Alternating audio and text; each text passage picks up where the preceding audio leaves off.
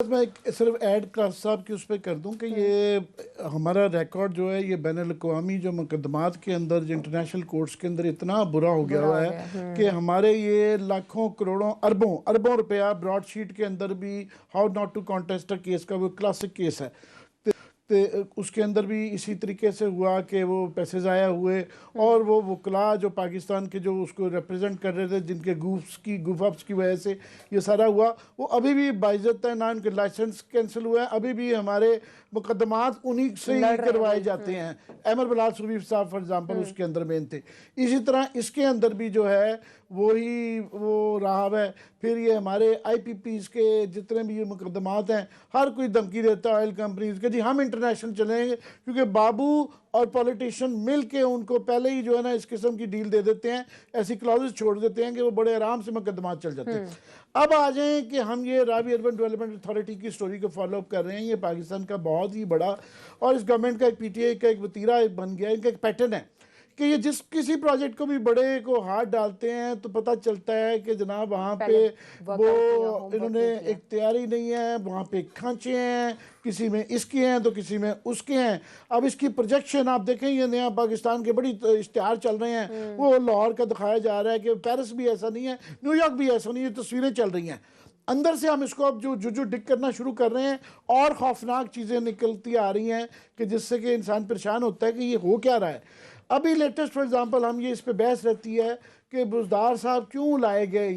ये सभी का तकरीबन मानना है कि जनाब एक कमज़ोर आदमी हर एक को शूट करता था ताकि वहाँ पे जो जितने भी मगरमच्छ बैठे हुए हैं अपना वो खाते रहें, और उनको अब तो वैसे ही कोरोना हुआ, वो घर पे बैठे हुए हैं और जो मर्जी फाइल जिसने अपने हो गए।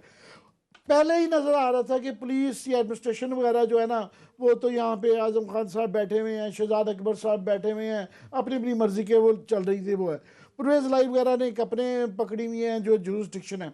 लाहौर पंजाब के अंदर सबसे बड़ा शहर लाहौर, और लाहौर के अंदर सबसे बड़ी जो गोल्ड माइन है ना, वो उसका नाम है LDA। अब ये गोल्ड माइन के साथ एक डायमंड माइन लगाई है रावी अर्बन डेवलपमेंट अथॉरिटी।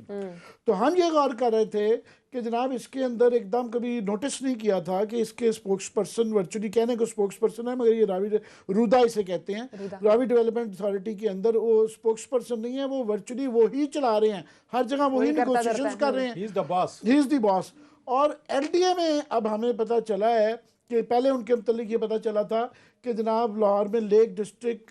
के जो मालिक हैं और एटमा के पेट्रन इन चीफ हैं गौर एजाज साहब, उनके जो समधी हैं उनके ये भाई हैं, तो बेसिकली उनके साथ रिश्तेदारी है और वो सीधा कॉन्फ्लिक्ट ऑफ इंटरेस्ट है। हमें पंजाब गवर्नमेंट के तर्जमान ने ये बताया है कि जनाब वो हमें मंडे को अवेलेबल होंगे, जो है हमने उनसे दरमियान में जो है उनका वर्जन वगैरह के लिए लिख के भेजा। अब 2-1 दिन से, कल से जब ये पूछा उनसे कि रिश्तेदारी आपकी है, तो वो गायब है। वो कह रहे हैं मंडे को अवेलेबल हैं। तो मंडे को काफ़ी सारे पहले भी हम सवाल डाल चुके हैं, एक मज़ीद जो डाल रहे हैं ना, ये मेरा ख्याल उस्मान बुज़दार साहब को भी डालना चाहिए ये सवाल, और ये प्राइम मिनिस्टर ऑफ पाकिस्तान को भी डालना चाहिए। ये ऑलरेडी केस जो रूदा का हाई कोर्ट ने उसको स्टे कर दिया है कि जनाब ये ज़रा हमें बता दें कि लाहौर का एनवायरनमेंट का क्या बनेगा। आपने उसके लिए कोई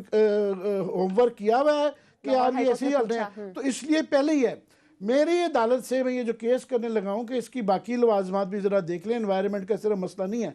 अभी ये पता चला है कि ये 2-1 साल से सिलसिला जारी था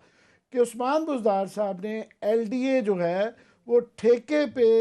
SM इमरान साहब को दे दी हुई है। माशाअल्लाह, बिल्कुल ठेके पे, वो खुद भी ठेकेदार हैं चिन्योट के, और उनके रिश्तेदार एजाज गौर साहब भी बिल्डर हैं लाहौर के बहुत बड़े जो है, और उनको ये मैं समझता हूँ गैर कानूनी दी नहीं जा सकती है कि आप किसी को, चीफ मिनिस्टर ने अपने इख्तियारात, LDA के चेयरमैन होते हैं चीफ मिनिस्टर ने खुद बोर्ड की मीटिंग बुला के कहा कि जनाब आइंदा से मेरे तमाम इख्तियारात जो है ना, वो ये SM इमरान साहब वाइस चेयरमैन होते हैं, पॉलिटिकल अपॉइंटमेंट होती है, पहले ख्वाजा हसान साहब भी रहते थे, मैं DG LDA जो होता है वो एग्जीक्यूटिव अथॉरिटी उसकी होती है,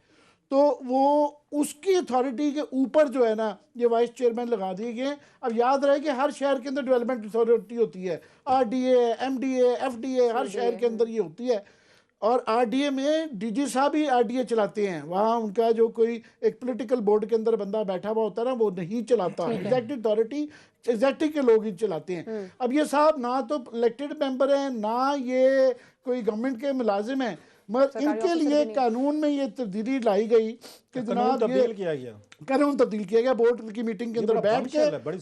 उनको ये इख्तियार दे दिए गए। इख्तियार क्या क्या दे दिए गए उनको कि जनाब चूँकि वो चीफ मिनिस्टर साहब अवेलेबल नहीं होंगे तो उनके ये इख्तियार, power to call authority meetings and when required, as and when required, जब भी मीटिंग करनी हो वो चेयर करते हैं ये साहब जो है ना। उसके बाद ये शेख इमरान साहब, ये तस्वीरें भी दिखा रहे थे, पहले वो था, तो अभी ये हम पढ़ रहे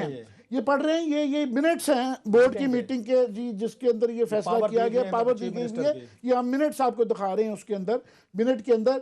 in case of the non-availability of the chairman to use all powers, the chairman provided as authorized in rules regulations will be उनकी हो जाएंगी वाइस चेयरमैन की,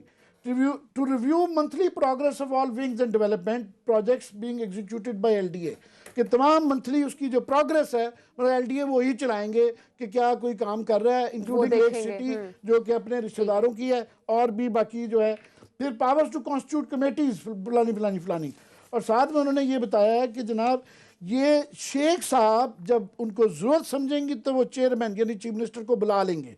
power vested in the office of the chairman LDA authority are hereby delegated to the vice chairman LDA Sheikh Imran.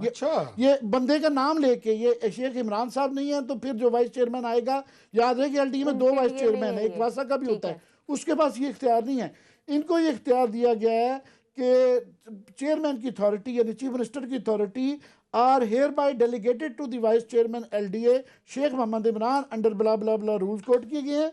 फिर chairman LDA chief minister यानी chairman LDA shall preside over the authority meetings as and when required or requested by the vice chairman। Chief minister की ये बेइज्जती कि chief minister ये नहीं कि जब वो चाहेंगे, जब वाइस चेयरमैन को जरूरत पड़ेगी तो चीफ मिनिस्टर को, इलेक्टेड चीफ मिनिस्टर को वो बुला लेंगे एज एंड व्हेन रिक्वायर्ड, जब उनकी जरूरत महसूस होगी। यानी साइन कर दो, साइन इनका नहीं होगा, जिस तरह नदीम बाबर साहब कहते हैं मैं तो कंसल्टेंट हूँ, तो ये साइन वो डीजीएलसी करेगा या फिर चीफ मिनिस्टर साहब को फाइल पकड़ा देंगे, अब आ जाएं आप, ये सारे उस पर दस्तखत जो है ना, साइन आप जाके जेल में और नैब में कल आप भुगते, हम ना भुगते। चला कि देखिए कितनी आला है। उसके बाद meetings of the LDA authority shall henceforth be convened and presided over by Sheikh Mohammad Imran, SM Imran कहलाते हैं, वाइस चेयरमैन अंडर फलाना सेक्शन रूल एलडीए जो है ना ये। तो ये और भी लंबी तफसीलात क्या इख्तियार दिए हैं। मेरा क्वेश्चन ये है, ये मेरा अदालत को भी देखना चाहिए और ये जवाब देना चाहिए पंजाब गवर्नमेंट को, ये मंडे पे ऐसे पे नहीं छोड़ा जा सकता। पंजाब गवर्नमेंट को और यहाँ पे अदालतों को और यहाँ पे PTA की सेंट्रल गवर्नमेंट को कि ये कैसे हो सकता है कि नवाज शरीफ साहब ने, हम कहते रहते हैं, मैं कहता रहता हूँ कि डार साहब को ठेके पे दी हुई थी, मगर वो मुहावरतन दी हुई थी, कानूनन नहीं दी थी, कानूनन